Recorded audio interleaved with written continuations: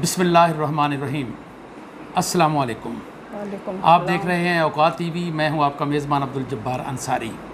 मैं इस वक्त मोहम्मद महफूज शहीद निशान हैदर पाकिस्तान उनके घर में मौजूद हूं और मेरे साथ उनकी बहन मौजूद हैं। आइए उनसे गुफ्तगू करते हैं। अस्सलाम वालेकुम। वालेकुम सलाम। क्या हाल है अम्मा जी? ठीक हूँ। आपका नाम? मकसूदा बेगम। अच्छा, तो महफूज शहीद आपसे बड़े थे छोटे थे? बड़े थे। बड़े बड़े अच्छा। भाई थे। हाँ। तो बड़े भाई की हैसियत से कैसा था उनका आपके साथ रवैया? मतलब हंसी मुक्ता या सीरियस मिजाज थे? किस तरह के थे? सीरियस मिजाज थे। अच्छा। सीरियस। अच्छा। और मतलब है कि संजीदा तबीयत के संजीदा थे। तबीयत के थे। जी, हाँ। जी। जी। अच्छा, तो आज हमें आप उनके बचपन की कोई यादगार कोई बात ऐसी बताएं कि जो मतलब हमें मालूम नहीं। वो अपनी मतलब बहादरी ना कोई इज़हार करने होने से अच्छा। असी आख्या मतलब है कि बड़ा जवान ना आए अस छोटे सी उसले जिथा करा भर्ती होवे ना ते सवां सन होना सा इत्थे पुलिस कोई नहीं सा। अच्छा।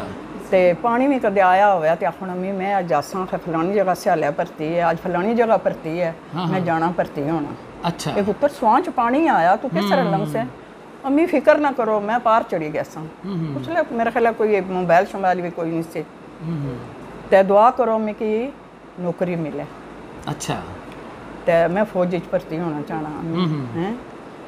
अम्मी आखा ठीक है पुत्र अगर तुम्हारी ख्वाहिश है तो ठीक है। अजीज भट्टी ने तस्वीर उन्होंने होनी सी बटवे च। अच्छा। असां छोटियां छोटियां होनियां सी इस बच्चे आरिया जरा बड़ियां होनियां सी। पर तस्वीर कढ़ा तो हाँ ये तस्वीर पापा किसने रखी इन्हें? आखा ये तस्वीर तुसा के नहीं पता अजीज भट्टी ने तस्वीर ही। अच्छा। हैं ये मैं रखी ये फौज च मतलब शहीद हो गए ने ना निशान हैदर मिले है। वो निशान हैदर क्या होना वो एक बड़ा एजाज होना है पाकिस्तान में। खैर एक गल करने होने से थे जिसले कोई मुड़ी छोड़ ना होने भर्ती वापस आ रहे हैं आखिर माड़ी अपनी बदकिस्मती है हैं। तुम दुआ करया करो अम्मी तुम माड़े वास्ते दुआ करया करो। असा निक्कियां निक्कियां संख्या है दुआ करो मैं फौज च गया सा तो अपनी भैनों वास्ते अच्छियां अच्छियां चीज़ां आन सा। अच्छा। आखिरी मुलाकात फिर हुई दादी मरी गई। दादी ने मरने पर आए तार दी ने। अच्छा। या फोन उस लिया कोई नहीं सी। दादी ने मरने पर आए थे मेरे ख्याल 20 दिन छुट्टी से ने। अच्छा। छुट्टी अचरा 10 दिन रहनी सी ते तैयार हुई पे छोटे छोटे रेडियो होने से और रेडियो च खबरां सुनियां ने। तो रेडियो ही हुंदा सी। हां रेडियो खबरां सुनियां ने राती सवेरे उठ के आखने बे जी मैं आज गया सा है लाहौर। अम्मी आखिया तुहाडी छुट्टी है तू किधर गए से? लड़ाई लगी मैं तो तू किन्ना जुलून देनी। आखने नहीं केड़ी लड़ाई सी? 71वीं जंग सी। अच्छा ठीक है। 71वीं जंग सी। मैं इत्थे ही सी उसले आई सी शादी हुई सी माड़ी। अच्छा। अमीर आखिया ने गिशना आखिर नहीं मैं गया सा। अंदर बड़े नाते तोते कपड़े लाए ने एक मामू दुकान करने होने से ने कोटा कपड़े आनी उठा चले गए उन्होंने मिलने वास्ते उठा के छिपाई ने मामू मैं सुबह गया सा है लाहौर पता नहीं पुल कंजरी के केड़ी जाइए घेरे च आ गई यूं ना दसा ने। अच्छा। हाँ मैं उठा जा सा मावे रमी आख्या तुहाडी छुट्टी है तू छुट्टी कट्टी तो गौ ना बुलाया तो तू किन्नी नहीं। शामी आए घर सोना लेटे बैठे सवेरा उठे नाश्ता किया ने करी तैयार हुई पे आखने मैं गया सा है। छुट्टी वाले रहनी? छुट्टी रहनी 10 दिहाड़े रहनी छुट्टी। अच्छा।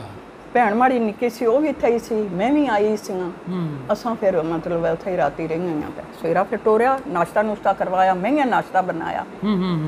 काफ़ी दूर चलिया गया जिथों मोड़ कट्टी गड्डियां अंदर आनियां ने इत्थे बुन मोड़ जड़ा इत्थे चलिया गई उसे रोड छोड़ नहीं छोड़ी कच्चा जा राह होना सा। हाँ हुण तो बड़ी अच्छी सड़क बनी पई ने। उत्थे मिलिया माड़ नाल मिलिया निक्की नाल मिलिया चाचेरा नाल मिलिया निक्की भैनों नाल मिलिया जिसले अम्मी नाल मिलन लगा तो बेर आख्या पुत्र अपनी हिफाजत रखिया बचत करिया अपनी ते तू जज्बाती जे आया तो ये ना वै जे मतलब है तू कोई नुकसान हस्या फिर जोरा नहीं सी ताना अम्मी जी मेरे वास्ते लिखी अम्मी की लग सी दूसरे दिन नहीं लगनी। दूसरे दिन नहीं लगनी अम्मी की लग सी सिर्फ दुआ करे आई तो अल्लाह बेहतर कर सी।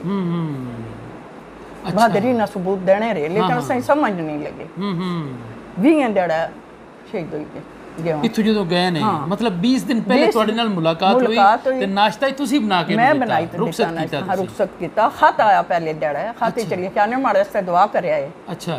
अम्मी माड़े से दुआ करे। खाता तो कितने दिन पहले खाता है? एक दिन, एक या 2 दिन। उस सराने ठीठी गाच रहे अमीर बीमार से, उन्हें को नमूनियां निकलियां सी दर्द। अच्छा। ते खत अमीरों ने निक्की भैन माड़ी 5 जमातां पढ़ी, उस पढ़िया खत बड़ी तो अम्मी की दिता, अम्मी सराने रखा खत सराने ठीठीगा। असी 3 मावां तियां इस कमरे सुतियां लेटियां। राती 12 बजे ना टाइम आ, साढ़े कोल पड़ोसी से उन्हें अच्छी दरवाज़ा खड़काया कि उठो है महफूज नहीं है जड़ा ते डड बाडी आनी पी। अच्छा।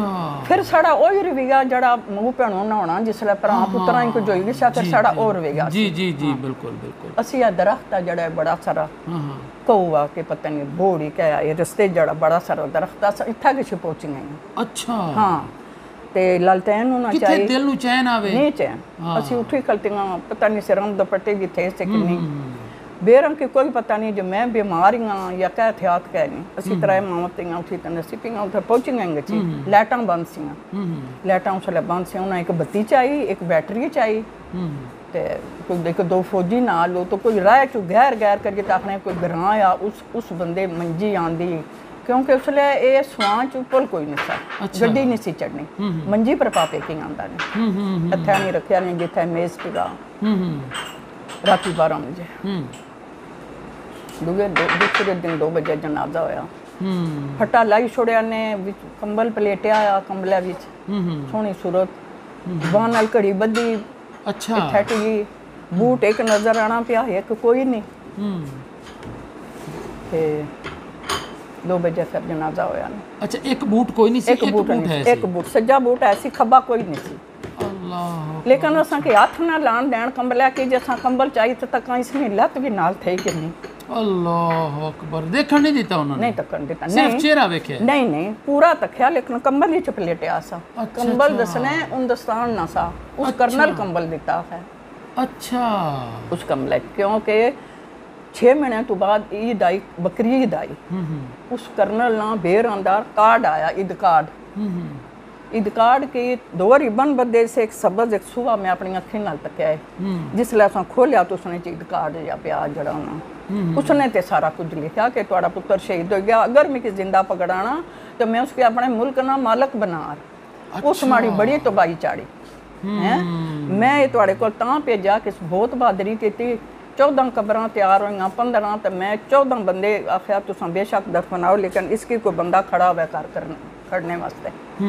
वो फिर असाने कोई बंदा को पहले उन्होंने उस नाल मशवरा किया होया, तू शहीद हो गया तो मैं तू की खड़सा, अगर मैं हो गया तो तू भी खड़िया। ये वो जाकत बना सा फौजी जिसाम दा। फिर सारा अपना राह दसिया, फलानी जाए लिया, फलानी जाए ब्याह, सारा कुछ दसिया। शुक्र अल्हम्दुलिल्लाह फिर अच्छे तरीके नाल घर आंदा ने। अपनी भैनों की बहुत फखर आ, बहुत खुशी है। जी जी जी अज वाला दिहाड़ा जिसलै अशनात भैनां बहुत खुश होनियां ने। पुरानियां शादियां लोग एक बारी करना तो माड़े भराऊ दियां शादियां मतलब साल च 2 वारी होनियां तो 50 साल हो गया माड़े भराऊ शहीद।